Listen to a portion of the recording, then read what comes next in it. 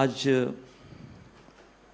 आपको मैं महाभारत से एक ऐसे महानुभाव की कथा सुनाने जाने वाला हूं कि जब मैं ये पढ़ रहा था,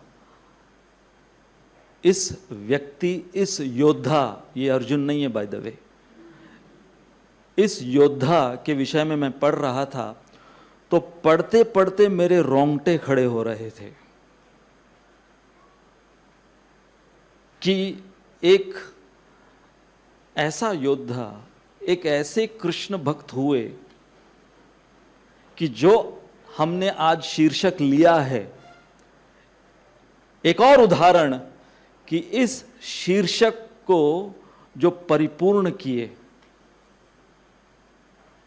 और महाभारत में इनका वर्णन है। महाभारत युद्ध के पश्चात ये प्रसंग आता है और ये शख्स हुए सुधन्वा। तो आप लोग सुनना चाहेंगे?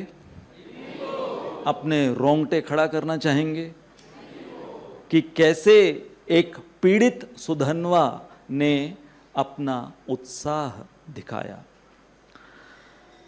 तो एक नगरी थी जिसका नाम था चंपापुरी। तो इस चंपापुरी नगरी के राजा थे राजा हंसध्वज, और राजा हंसध्वज के पुत्र थे सुधन्वा। तो अब ये पूरा परिवार, राजा हंसध्वज, सुधन्वा, सुधन्वा की पत्नी, सुधन्वा की बहन, सुधन्वा की मां, सभी अनन्य कृष्ण भक्त। तो लेकिन इनमें से किसी को भी साक्षात भगवान के दर्शन नहीं हुए थे, जबकि भगवान तब तक इस धरातल पर मौजूद थे, लेकिन इनको दर्शन नहीं हुए थे भगवान के। तो सभी लालायित थे भगवान श्री कृष्ण के, कब कहीं तो कैसे तो दर्शन हो जाए। तो राजा हंसध्वज, वो ऐसे राजऋषि, तो एक दिन समाचार आया उनके पास कि महाराज युधिष्ठिर ने अश्वमेध यज्ञ वो करना चाहा है, और उस अश्वमेध यज्ञ के लिए महाराज युधिष्ठिर ने अश्व को छोड़ा है। तो जो नियम है अश्वमेध यज्ञ का कि राजा जो है वो घोड़े को अलग अलग प्रांतों में छोड़ देता है, और सभी प्रांतों के जो राजा हैं उस घोड़े को जब अपने प्रांत में पाते हैं तो वो या तो सरेंडर हो जाएं उस घोड़े के माध्यम से, किसको? उस राजा को जो अश्वमेध यज्ञ करना चाहते हैं, या फिर यदि वो सरेंडर नहीं होना चाहते तो वो फिर उस अश्व को बंदी बनाएं और फिर युद्ध प्रारंभ होगा। ये नियम अश्वमेध यज्ञ का। तो महाराज युधिष्ठिर ने जब अश्व छोड़ा तो फिर वो अश्व जब आया कहां? चंपापुरी राज्य में, राजा हंसध्वज के राज्य में। तो राजा हंसध्वज को जब पता चला तो राजा हंसध्वज वो इतने प्रसन्नचित हुए कि फाइनली अर्जुन का दर्शन करने मिलेगा। भगवान श्री कृष्ण, पार्थ और पार्थ सारथी का दर्शन करने मिलेगा। तो इस अश्वमेध यज्ञ के लिए द्वारका से सात्यकी, प्रद्युम्न इत्यादि वहां की द्वारका की पूरी सेना भी आई हुई थी। परंतु चंपापुरी छोटा सा राज्य था, तो वहां पर भगवान श्री कृष्ण वो नहीं आए, सिर्फ अर्जुन और सात्यकी और थोड़े बहुत से योद्धा आए थे। तो उनको कोई अंदेशा नहीं था कि चंपापुरी छोटा सा कोई राज्य है, तो यहां पर कुछ और भी हो सकता है। तो जब राजा हंसध्वज को पता चला कि भगवान श्री कृष्ण नहीं है, तो उनको लगा कि भगवान श्री कृष्ण का दर्शन तो करना ही है, और उनका दर्शन करने के लिए इस अश्व को मुझे पकड़ना होगा, तब जाकर युद्ध को मैं ललकारूंगा और जब युद्ध छिड़ेगा तो अर्जुन के साथ उनके सारथी तो अवश्य ही आएंगे। ये उनका प्लान था। तो उनका प्लान कोई युधिष्ठिर महाराज के अश्वमेध यज्ञ में खलल डालना नहीं था, उनका प्लान था भगवान श्री कृष्ण का हमको दर्शन करना।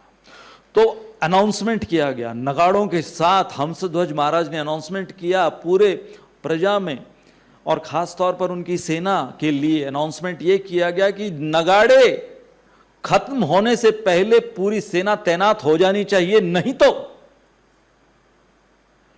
एक बड़ा कड़ाह गरम खौलते हुए तेल का तैयार किया गया।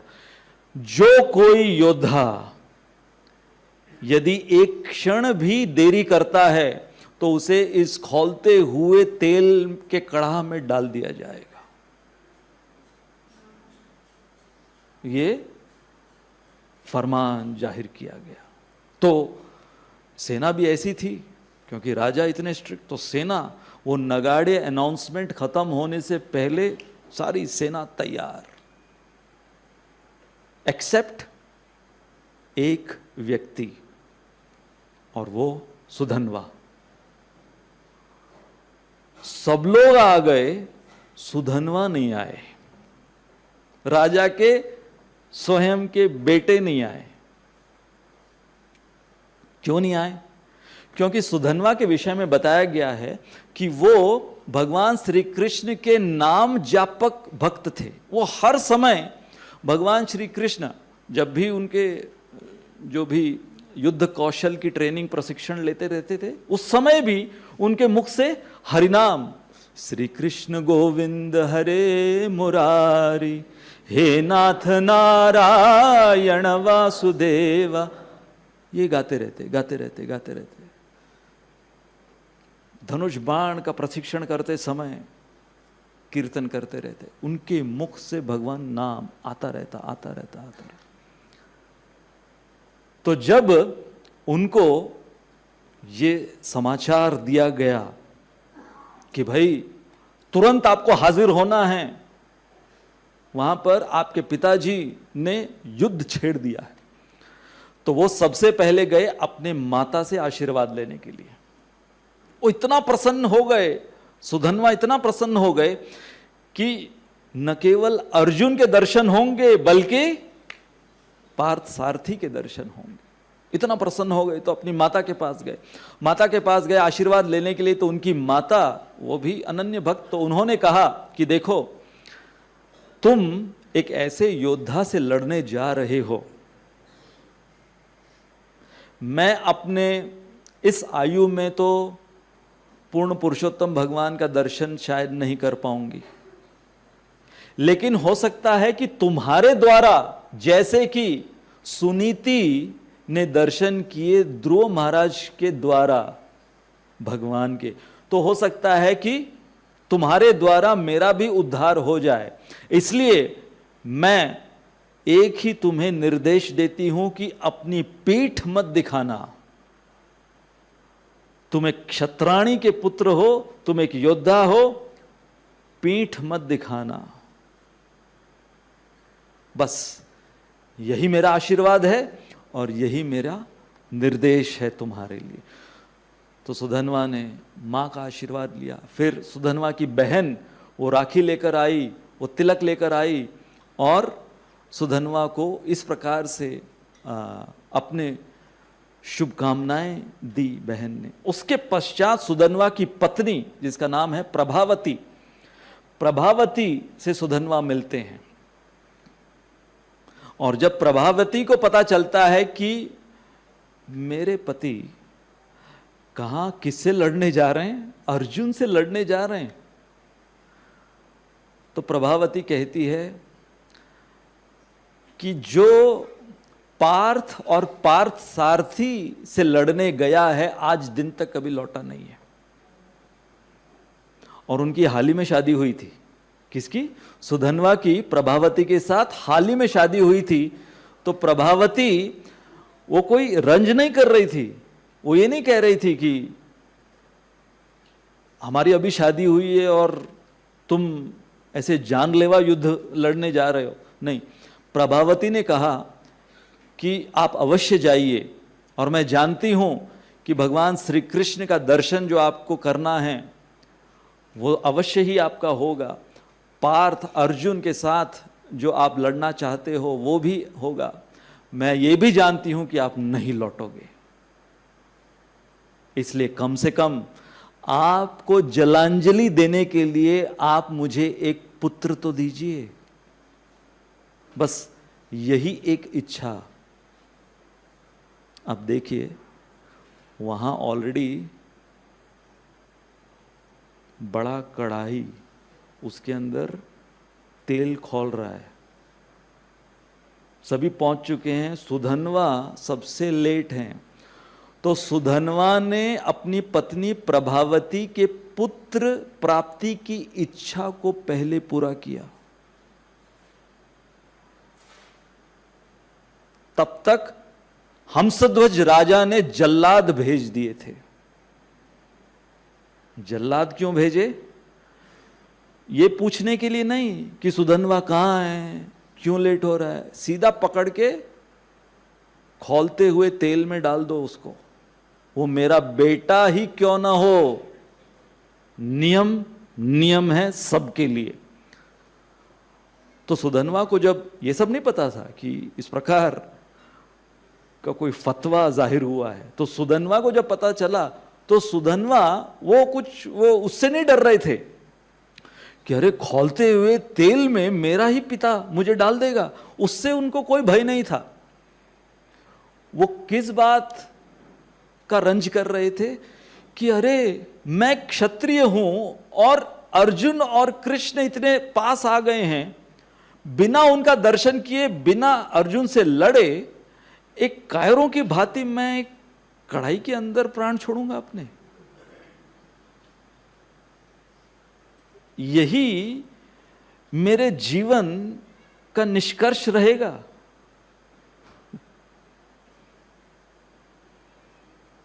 ठीक है, जो विधाता को मंजूर।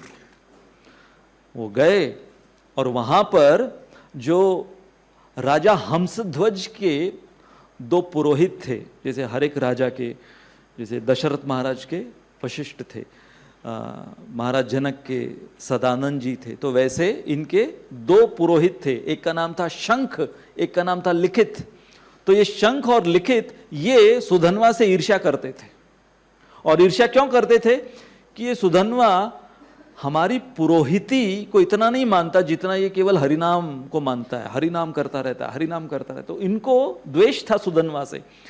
तो फिर अब राजा हंसध्वज वो शंख और लिखित से पूछ रहे हैं कि क्या मैं जो कर रहा हूं वो ठीक है?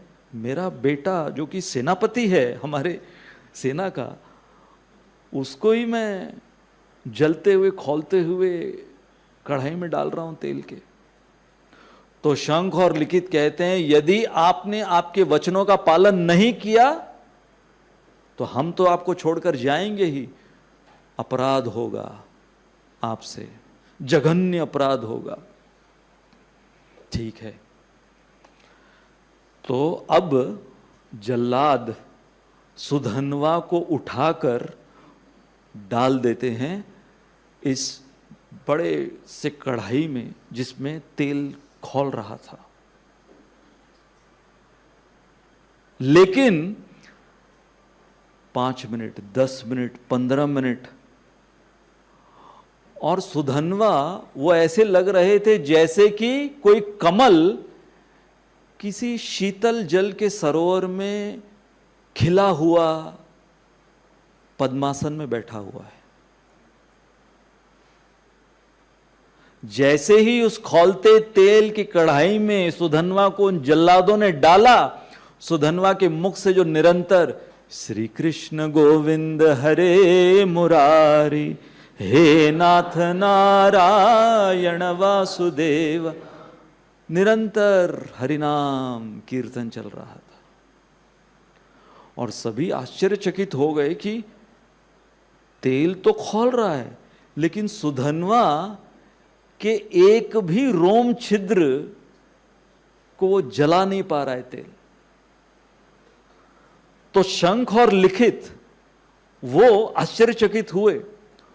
तो उनको डाउट हुआ कि कहीं कोई सिद्धि के वजह से ये तेल ठंडा तो नहीं हो गया। तो उन्होंने नारियल डालकर चेक करना, नारियल का फल डाला चेक करने के लिए।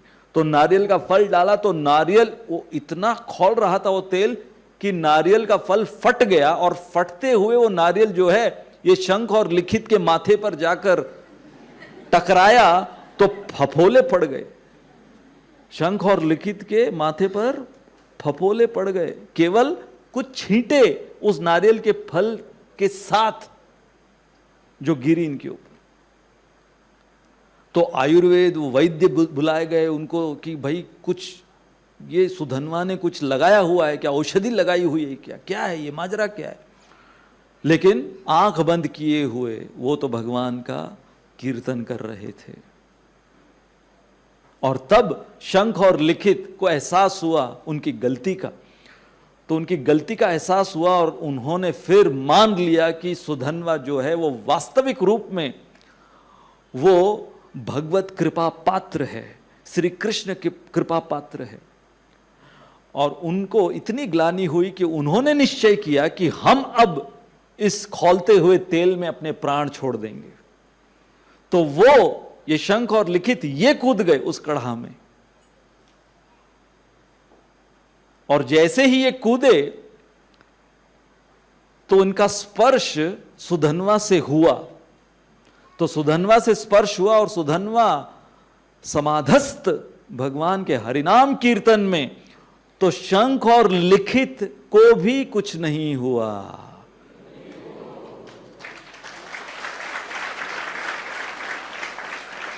वो भी वहां पर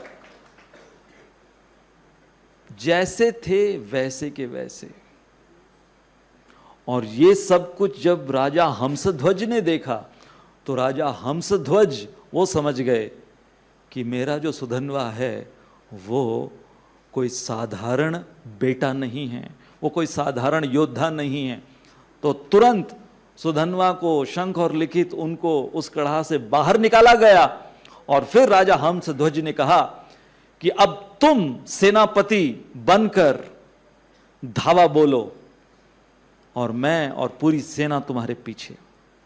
तो अब निकलते हैं सुधनवा। अब यहां पर ये सब कुछ हो रहा है, अर्जुन वेट कर रहे हैं कि ये चल क्या रहा है ये लोग का। भैया तुमने हमारे अश्व को गिरफ्तार कर लिया और नियम के अनुसार आकर तुमको लड़ना है हमसे, लेकिन वो सब कुछ तो हो नहीं रहा है, ये लोग गायब हैं, कहाँ हैं। फिर फाइनली सुधनवा आते हैं और सुधनवा देखते हैं अर्जुन को, और सुधनवा जो आते ही तीर चलाना बाण चलाना शुरू करते हैं तो बाकी सारे योद्धा वो चकाचौंध रह जाते हैं कि कब सुधनवा प्रत्यंचा चढ़ाए, कब उन्होंने तुणीर से बाण निकाला, कब उसका संधान किया, कब छोड़ रहे थे। ये पूरी प्रक्रिया उनके नजरों में कैप्चर ही नहीं हो पा रही थी, इतना फास्ट। और अर्जुन ने जब देखा तो सुधनवा ने जब अर्जुन के रथ को देखा तो सुधनवा थोड़े मायूस हुए, क्योंकि अर्जुन के सारथी कोई और थे, भगवान नहीं थे। सो सुधनवा मायूस हो गए। तो उन्होंने जो कौशल के साथ ये बाणों का प्रहार किया तो अर्जुन वो देखकर आश्चर्यचकित हो गए। अर्जुन कहने लगे कि ये कौन बालक है, बालक बुला रहे थे। और सुधनवा ने अर्जुन से कहा, हे पार्थ तुम मुझे बालक समझ रहे हो, आज मेरे युद्ध कौशल का मैं ऐसा नायाब प्रदर्शन करूंगा कि तुम्हारे होश फाख्ता हो जाएंगे अर्जुन। ऐसा मैं पैराफ्रेज कर रहा हूं। अर्जुन ने जब ये ऐसा उत्साह और सुधन्वा के अंदर इस प्रकार का क्षत्रिय स्पिरिट देखा तो अर्जुन भी बड़े समय बाद कोई ऐसा योद्धा मिला है लड़ने के लिए, तो अर्जुन ने भी कह दिया ठीक है, लो सबसे पहले ये जो मैं बाणों की वर्षा कर रहा हूं तुम्हारे ऊपर, इसे विध्वंस कर कर दिखाओ। तो अर्जुन ने बाणों की वर्षा, और सुधन्वा ने अर्जुन के एक एक बाण को तिल तिल समान काट दिया। अर्जुन के सही में होश फाख्ता हो गए, क्योंकि अब तक अर्जुन को भी पता नहीं था कि उस बाणों की वर्षा में कितने बाण थे। तो सुधन्वा ने ऐसा नहीं कि सारे बाणों को एक साथ कहीं रोक दिया, एक एक बाण को तिल तिल समान काट कर फेंक दिया, एक एक बाण को। और उसके बाद सुधन्वा ने क्या किया, अर्जुन के रथ का जो ध्वज था वो उड़ा के फेंक दिया, ध्वज उड़ा के फेंक दिया। और फिर सुधन्वा ने अर्जुन के सारथी को घायल कर दिया, क्योंकि सुधन्वा का प्लान क्या था, मुझे ये सारथी नहीं चाहिए, मैं जिस सारथी की अपेक्षा में आया हूं उनको बुलाओ। तो जानबूझ के अर्जुन के जो सारथी थे उस सारथी को घायल कर दिया। अब अर्जुन वो जान गए कि ये कोई साधारण योद्धा, ये कोई बालक नहीं है, कोई साधारण योद्धा भी नहीं है। तो अर्जुन फिर, हां, सुधन्वा ने कहा अर्जुन से कि अर्जुन देखो, तुम यदि अकेले मुझसे लड़ना चाह रहे हो तो भूल जाओ कि तुम जीतोगे, भूल जाओ, इस भ्रम में मत रहो कि तुम मुझे परास्त कर पाओगे। एक ही मैं तुमको नुस्खा दे रहा हूं, मैं तुमको ये रहस्य बता रहा हूं कि यदि तुम किसे, सारथी कृष्ण को बुलाओगे तो फिर हां चांसेस हैं तुम्हारे जीतने के, नहीं तो इसके सपने भी मत देखना। तो अर्जुन को समझ में आया कि हां, ये इसने जो अभी पराक्रम दिखाया है, मेरे बाणों की वर्षा का जो हश्र किया है, और मेरे सारथी का, मेरे ध्वज का, मेरे रथ का एक साथ इसने। तो फिर अर्जुन ने भगवान श्री कृष्ण को आह्वान किया और भगवान वहां पर प्रकट हुए। भगवान जो प्रकट हुए तो सुधन्वा के लिए मोर मुकुट और बंसी और वृंदावन चंद्र के रूप में प्रकट हुए, और अर्जुन के लिए सुदर्शन धारी योद्धा के रूप में, सारथी के रूप में प्रकट हुए। और जैसे ही सुधन्वा ने भगवान श्री कृष्ण का ऐसा दर्शन पहली दफा जो अपनी आंखों से देखा, तो सुधन्वा ने सबसे पहले साष्टांग दंडवत किया भगवान श्री कृष्ण को, और फिर अर्जुन से कहा कि अर्जुन, अब तुम तीर चलाओ, अब तुम जीतोगे मुझसे, क्योंकि अब तुम्हारे पास जो सारथी हैं वही हर समय तुम्हें जिताते हैं। लेकिन अर्जुन, तुम ये मत समझना कि मैं आसानी से तुम्हें जीतने दूंगा। तुम्हें तुम्हारा पुरुषार्थ, तुम्हें तुम्हारा युद्ध कौशल दिखाना होगा। मैं तुम्हें इतनी आसानी से नहीं जीतने दूंगा। शुरू करो, युद्ध शुरू करो। और जैसे ही अर्जुन ने ये सब कुछ सुना और वो भगवान श्री कृष्ण की ओर देख रहे हैं कि भगवान श्री कृष्ण टकटकी लगाकर सुधन्वा की ओर मुस्कुराते हुए, अर्जुन को लगने लगा कि ये भगवान श्री कृष्ण उससे ज्यादा इंप्रेस हो रहे हैं, ऐसा लग रहा है। और फिर अर्जुन ने सबसे पहला जो बाण संधान किया छोड़ने के लिए, तो अर्जुन उस बाण को छोड़ने से पहले सुधन्वा ने 10 बाण छोड़े, और 10 बाण छोड़ते हुए अर्जुन को बंदी बना लिया, बाणों के गिरफ्त में लिया, और 100 बाण छोड़े उसके साथ साथ, और भगवान श्री कृष्ण को गिरफ्त में ले लिया उन 100 बाणों के। और सुधन्वा भगवान को कहने लगे, कैसी लगी ये दामोदर लीला?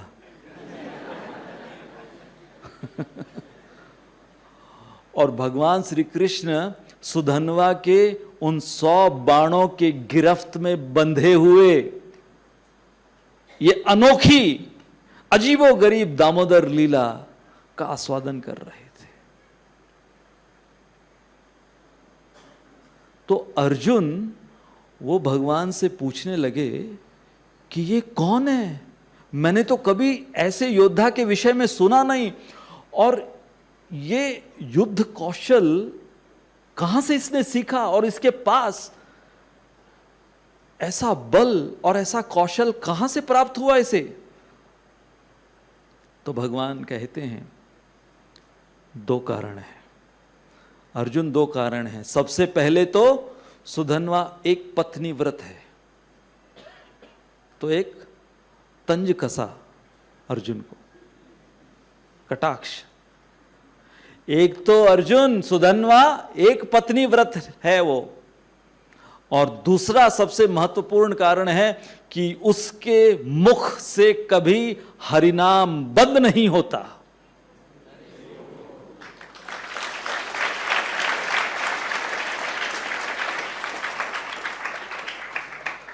तो अर्जुन बोले कि पार्थ, हे केशव, ये मजाक का समय नहीं है, ये बहुत सीरियस यहां पर युद्ध हो रहा है। तो अब भगवान अर्जुन से कहते हैं, ठीक है, बाण का संधान करो और उसके अग्रभाग पर काल को प्रतिष्ठित करो। अर्जुन ने बाण निकाला, अग्रभाग पर काल को प्रतिष्ठित किया, और फिर भगवान ने उस बाण के ऊपर, उन्होंने वृंदावन में जितने असुरों का उद्धार किया था, पूतना, तृणावर्त, अघासुर, शकटासुर, बकासुर, जितने असुरों का उद्धार भगवान ने किया था, उन सारे असुरों के उद्धार की जो सुकृति भगवान ने उस बाण पर प्रतिष्ठित की। अग्रभाग पर काल, मध्य भाग पर भगवान द्वारा असुरों के उद्धार की सुकृति वो प्रतिष्ठित की, और अर्जुन को कहा चलाओ। अर्जुन ने पूरे विश्वास से वो बाण चलाया। सुधन्वा ने चिथड़े उड़ा दिए, उस बाण के चिथड़े उड़ा दिए। अर्जुन वो हक्का बक्का रह गया कि ये क्या हुआ, और वो भगवान श्री कृष्ण की ओर देख रहा है कि आपके असुरवध की सुकृति और काल को प्रतिष्ठित करने के बावजूद। तो अर्जुन ने फिर प्रतिज्ञा ली। अर्जुन ने कहा, सुधन्वा, अब अगला प्रहार जो होगा उसमें यदि मैंने तुम्हारा सर धड़ से अलग नहीं कर दिया तो मेरे जितने पूर्वज हैं वो सारे नरकगामी हो जाएंगे। भगवान अर्जुन की ओर देखिए, क्योंकि भगवान आगे का फ्यूचर जानते थे, तो बोला ऐਵੇਂ ही भेज रहे हो उनको। परमिशन की बहुत बात चल रही, परमिशन लिया था। तो अब भगवान ने कहा ठीक है, अब तुम एक और बाण संधान करो अपने धनुष के ऊपर, और फिर अग्रभाग के ऊपर काल को प्रतिष्ठित करो। और अब भगवान ने उस बाण के ऊपर, जो भगवान ने गोवर्धन धारण किया था, गोवर्धन धारण कर कर जो गोप ग्वाल सखाओं का, गौओं की रक्षा जो भगवान ने की थी, वो सब की जो सुकृति है वो उस बाण के ऊपर उड़ेल दी। और भगवान ने कहा अब चलाओ इसे। और फिर सुधन्वा प्रतिज्ञा लेता है, सुधन्वा प्रतिज्ञा लेता है कि मैं प्रतिज्ञा लेता हूं कि मैं इसके चिथड़े उड़ा दूंगा इस बाण के, और यदि मैंने इस बाण के चिथड़े नहीं उड़ाए अर्जुन, तो जो अरुंधति सहित वशिष्ठ मुनि के गुरु वध का अपराध किसे प्राप्त होगा तो वो मैं लूंगा।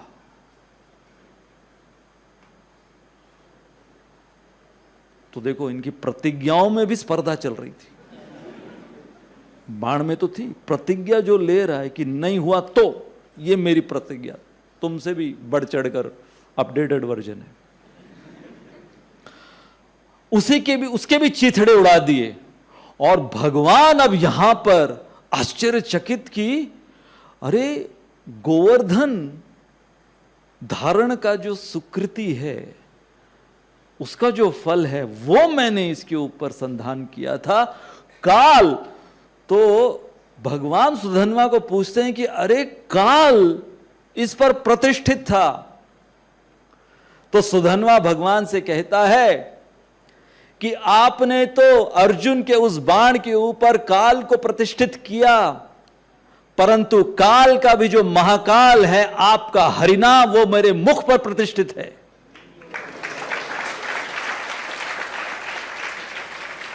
तो देखिए, भगवान की ही शक्तियां, भगवान की ही सुकृतियां, लेकिन भगवान के नाम के सामने वो टिक नहीं पा रही थी। जैसे सुधन्वा ने कहा था, अर्जुन आज ऐसा नायाब प्रदर्शन होगा युद्ध कौशल का कि तुम्हारे होश फाख्ता हो जाएंगे अर्जुन, और हो रहे थे। अब अर्जुन भगवान की ओर देख रहे हैं, अब क्या कुछ और बाकी रह गया है? भगवान ने कहा यस, बाकी रह गया है। निकालो एक और बाण तुम्हारे तुणीर से अर्जुन, संधान करो धनुष के ऊपर, और अब फिर से काल को इस बाण के अग्रभाग पर प्रतिष्ठित करो। और ब्रह्मा जी को भगवान ने बुलाया। अब ब्रह्मा जी को कहा कि जो सबसे पीछे वाला भाग है इस बाण का, वहां पर ब्रह्मा जी को प्रतिष्ठित किया, और मध्य भाग में भगवान श्री कृष्ण अपने पिछले अवतार रामचंद्र जी, जो एक पत्नी व्रत थे, रामचंद्र जी का जो पूरा उनके धर्म की सुकृति है वो प्रतिष्ठित की इस बाण के ऊपर। और केवल रामचंद्र जी के धर्म परायण होने की सुकृति नहीं, बल्कि भगवान श्री कृष्ण प्रभु श्री राम का नाम उच्चारण करते हुए उस बाण को उन्होंने शक्ति प्रदान की। प्रभु श्री राम के नाम से, प्रभु श्री राम के धर्म परायणता से काल अग्रभाग पर, और ब्रह्मा जी वो भी प्रतिष्ठित इस बाण के ऊपर। और भगवान ने कहा इसे छोड़ो। और अर्जुन ने प्रतिज्ञा ली कि यदि ये बाण से सुधन्वा मैं तुम्हारा सर धड़ से अलग न कर दूं तो मुझे वो पाप मिले। कौन सा? जो कि हरि और हर में भेद करने से मिलता है किसी को। भगवान हरि और शिव जी में भेद करने से जो पाप जिसको मिलता है, वो पाप मुझे मिल जाए, यदि इसका जो परिणाम मैं कह रहा हूं हो ना तो सुधन्वा ने भी प्रतिज्ञा ली।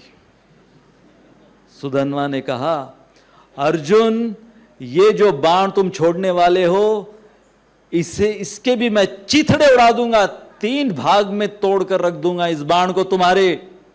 और मैं प्रतिज्ञा लेता हूं कि यदि मैं नहीं कर सका तो मणिकर्णिका घाट पर भगवान शिव जी की जो प्रतिमा है उसको लात मारने का जो पाप होता है वो मुझे मिले। चलाओ।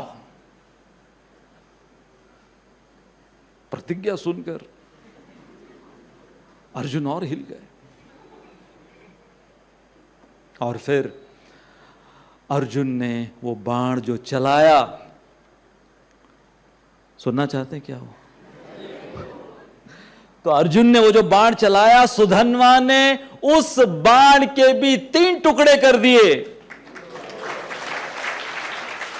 क्योंकि जब सुधन्वा अपने बाण वो संधान कर कर चला रहे थे तो उनके मुख से क्या कीर्तन निकल रहा था? हे कृष्ण गोविंद हरे मुरारी, हे नाथ नारायण वासुदेवा। लेकिन उसका जो अग्रभाग था, वो अग्रभाग वो टूटने के बाद भी वो अग्रभाग उड़कर सुधन्वा के सर को धड़ से अलग कर देता है। लेकिन वो सर धड़ से अलग हुआ। अब उस रणभूमि पर सुधन्वा का सर, केवल सर गिरा हुआ है, वो सर भी कीर्तन कर रहा था, श्री कृष्ण गोविंद हरे मुरारी, हे नाथ नारायण वासुदेवा। वो कटा हुआ सर सुधन्वा का, वो भी भगवान श्री कृष्ण का नाम उच्चारण कर रहा था।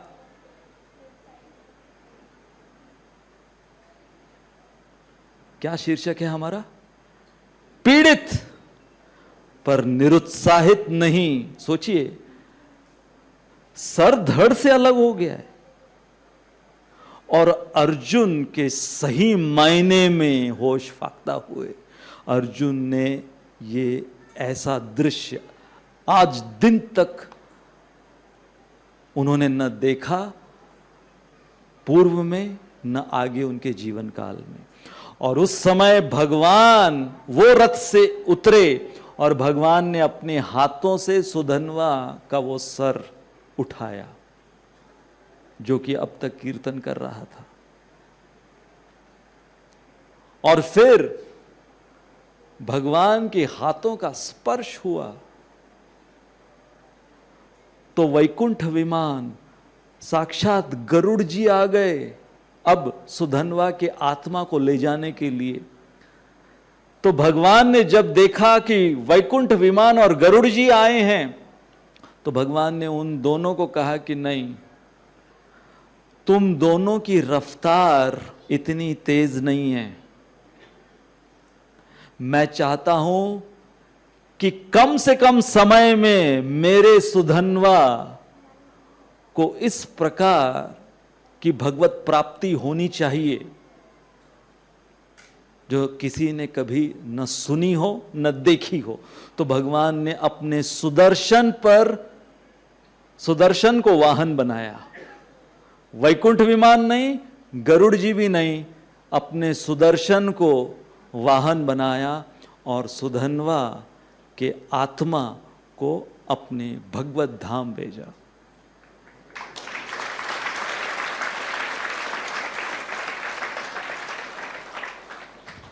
तो जो हम लोगों ने उदाहरण लिए, हमने उदाहरण भक्ति तीर्थ महाराज का लिया, हमने उदाहरण गजेंद्र का लिया, हमने उदाहरण द्रौपदी का लिया और हमने उदाहरण अंत में सुधन्वा जी का लिया। तो जैसे सुधन्वा जी का जो आत्मा अब भगवान के निजी सुदर्शन के ऊपर आरूढ़ होकर भगवत धाम जा रहा था, तो भगवान ने सुधन्वा के उस आत्मा को जाते हुए जब देखा, तो भगवान ने अपने श्रीमुख से मानो ये उद्घोष किया कि सुधन्वा जैसे जो मेरे भक्त होते हैं वो अवश्य ही पीड़ित हो सकते हैं, परंतु वो कभी निरुत्साहित नहीं हो सकते। बहुत बहुत धन्यवाद। हरे कृष्ण। तो आइए हम सब प्रार्थना करें श्री श्री राधा मदन गोपाल जी से कि जो भी हमारी पीड़ित अवस्था हो, जिस किसी भी पीड़ित अवस्था में हम हो, चाहे वो शारीरिक हो चाहे वो मानसिक हो,